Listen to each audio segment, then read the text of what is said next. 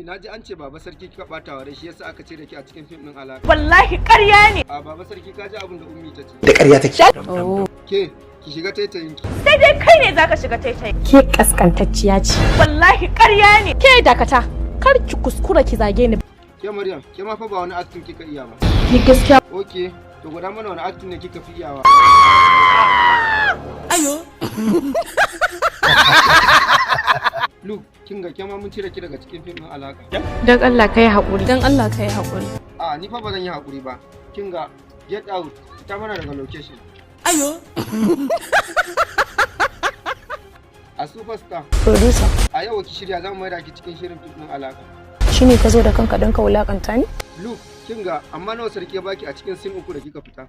Nawa ne kuɗin naku? Ina 100 ne ko? To amma hakan ki ce ba za ki ba. To na fasa yin aiki.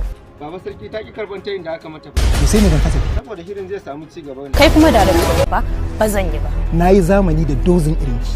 Yau ina Mansura Isa, ina Safiya Musa, ina Meji da Ibrahim. Kai hakuri baba sarki. Daga yau ta bar kani. Kin ga fice mana daga location. Ayo. Ko kaɗan wannan ba tarbiyyar mu bace.